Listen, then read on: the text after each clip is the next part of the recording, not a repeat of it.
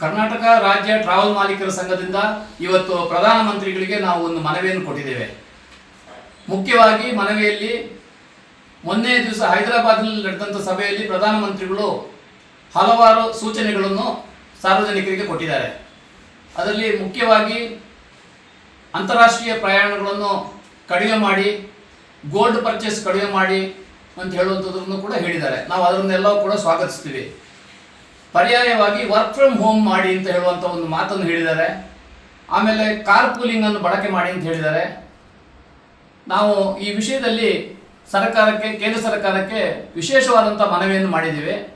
Car pooling ಅಂತ ಹೇಳುವಂಥದ್ದು ನಮ್ಮ ರೆಗ್ಯುಲೇಟರಿಯಲ್ಲಿ ಇಲ್ಲ, ಆದ ಕಾರಣ ಅದಕ್ಕೆ ಅವಕಾಶಗಳನ್ನು ಕೊಡಬಾರದು ಅಂತ ಹೇಳುವಂಥ ಮಾತನ್ನು ನಾವು ಹೇಳಿದ್ದೀವಿ. ಅದಲ್ಲದೆ ವರ್ಕ್ ಫ್ರಮ್ ಹೋಮ್ ಮಾಡಿದಂಥ ಸಂದರ್ಭದಲ್ಲಿ ನಮ್ಮ ಕರ್ನಾಟಕ ರಾಜ್ಯದಲ್ಲಿ ಮಾತ್ರ 1 ಲಕ್ಷಕ್ಕಿಂತ ಮೇಲ್ಪಟ್ಟ ವಾಹನಗಳು ಇವತ್ತು ಕಾರ್ಪೊರೇಟ್ ಕಂಪನಿಗಳ ಎಂಪ್ಲಾಯ್ ಟ್ರಾನ್ಸ್ಪೋರ್ಟೇಷನ್ಗಾಗಿ ಎಸೆನ್ಷಿಯಲ್ ಸರ್ವಿಸ್ ಆಗಿ ನಾವು ಕೊಡ್ತಾ ಇರುವಂಥ ಸರ್ವಿಸ್ ಅದು. ಕಾರ್ಮಿಕರು ಮನೆಯಿಂದ ಕಚೇರಿಗೆ ಹೋಗೋದು ಮತ್ತು ಕಚೇರಿಯಿಂದ ಕರ್ಕೊಂಡು ಬರುವಂಥ ಕೆಲಸಗಳನ್ನು ನಾವು ಮಾಡ್ತಾ ಇದ್ದೀವಿ.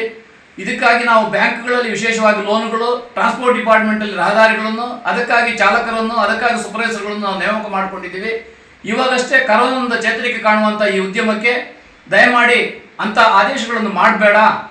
ಏನು ವರ್ಕ್ ಫ್ರಮ್ ಹೋಮ್ ಮಾಡಿದಂಥ ಸಂದರ್ಭದಲ್ಲಿ ಇದೆಲ್ಲವೂ ಕೂಡ ಪುನಃ ನಷ್ಟಕ್ಕೆ ಒಳಗಾಗ್ತೀವಿ. ಕಳೆದ 2.5 ವರ್ಷಗಳಿಂದ ನಿಂತೋದಂಥ ವ್ಯಾಪಾರ ಇವಾಗಷ್ಟೇ 6 ತಿಂಗಳಿಂದ ನಾವು ಚೇತರಿಕೆ ಕಾಣ್ತಾ ಇರೋ ಸಂದರ್ಭದಲ್ಲಿ ಇದಾಗಿದೆ. ಇದಕ್ಕೆ ನಮಗೆ ಮಾಡಬಾರ್ದು ಅಂತ ಹೇಳೋದನ್ನು ಕೂಡ ನಾವು ಮನವಿಯಲ್ಲಿ ಮಾಡಿದ್ದೀವಿ.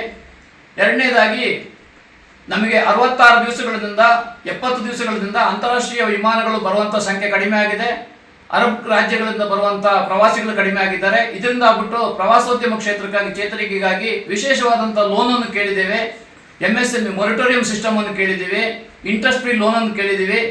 ಅದನ್ನು ಕೇಂದ್ರ ಸರ್ಕಾರ ಈಗಾಗಲೇ ಏನು ಎಮರ್ಜೆನ್ಸಿ ಕ್ರೆಡಿಟ್ ಲೈನ್ ಗ್ಯಾರಂಟಿಯಲ್ಲಿ ಕೊಟ್ಟಿರುವಂಥ ಫೆಸಿಲಿಟಿ ಕೂಡ ನಮ್ಮ ಉದ್ಯಮಕ್ಕೆ ಇನ್ನೂ ಬರಲಿಕ್ಕೆ ಬ್ಯಾಂಕ್ಗಳಿಗೆ RBIನ ನೋಟಿಫಿಕೇಶನ್ ಬರದ ಕಾರಣ ಯಾವುದೇ ಫೆಸಿಲಿಟಿಗಳು ಕೂಡ ಸ್ಟಾರ್ಟ್ ಆಗಲಿಲ್ಲ. ಇದಕ್ಕೂ ಕೂಡ ನಾವು ಇವತ್ತು ಮನವಿಯಲ್ಲಿ ಒತ್ತಾಯ ಮಾಡಿದ್ದೀವಿ ಕೇಂದ್ರ ಸರ್ಕಾರಕ್ಕೆ.